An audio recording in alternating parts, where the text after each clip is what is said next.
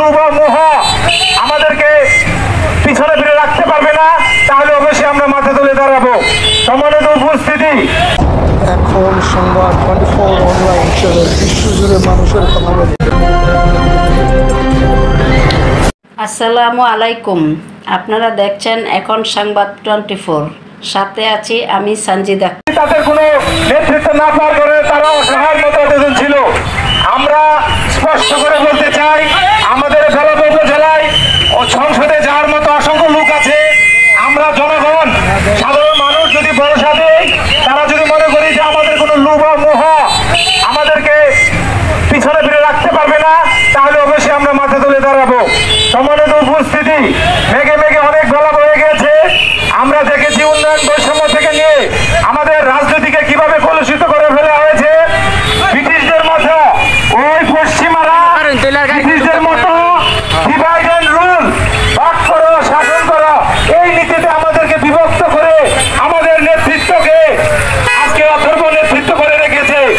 আমরা সেই জাতাকল থেকে সেই পিঞ্জির থেকে বেরিয়ে যাব। আমরা বেলাবাসী যখন মুখ খোলা শুরু করেছি, আমরা আর পিছনে থাকবো না। আজকের এই মানববন্ধনে এই মুহূর্তে কথা বলার জন্য অনুরোধ করছি তরুণ রাজনীতিবিদ, একজন সিনিয়র রাজনীতিবিদ জনাব সালাম পাঠানকে। বেলাবতে আমরা কিভাবে শোষণের মধ্যে আছি এই কথাগুলো বলে সবাইকে আলাদা আসনের দাবিতে সোচ্চার করার জন্য কথা বলবেন জনাব সালাম পাঠান।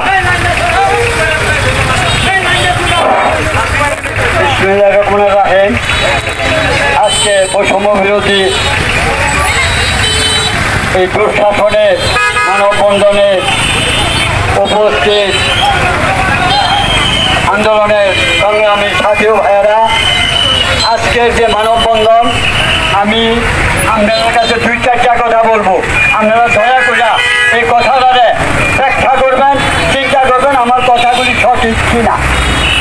প্রিয় বেলাবাসী,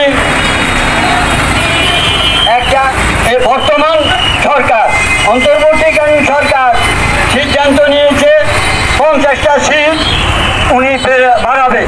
আমাদের আগে 363